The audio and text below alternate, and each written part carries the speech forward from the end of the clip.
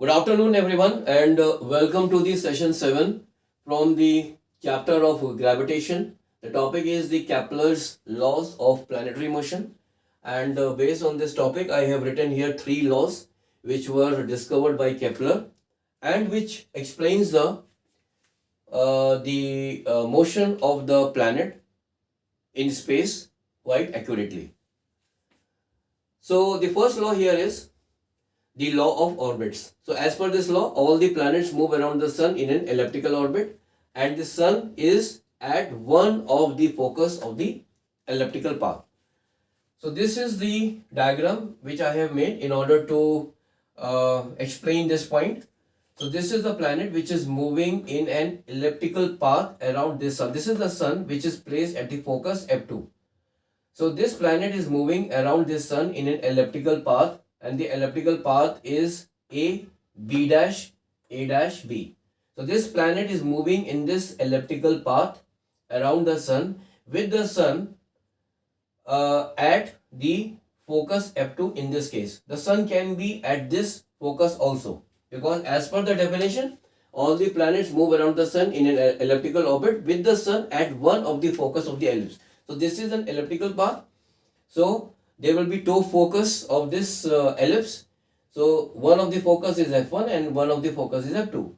So this sun can be at the focus F1 or it can be at the focus F2, and this planet will continue to move in an elliptical path around this sun.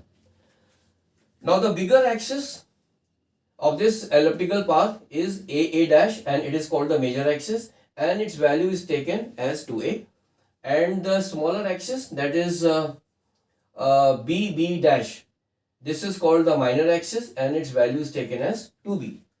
And here F1 and F2 are the focus of this ellipse, or you can say the elliptical path. So the second point here is the law of areas. So as per this law, the line joining the sun to the planet sweeps out equal areas in equal interval of time. It means that the planet will move faster when it is closer to the sun, and it will move slower when it is away from the sun.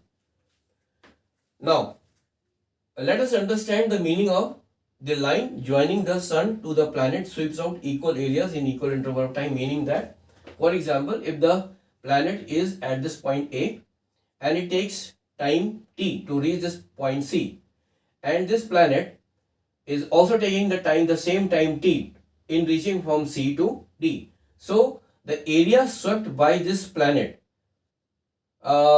in reaching from A to C will be equal to the area swept by this planet in reaching from C to D, because here, as per the law of area, the planet will sweep out equal area in equal interval of time. So the time taken by the planet in reaching from A to C is t, and it is taking the same time in reaching from C to D also.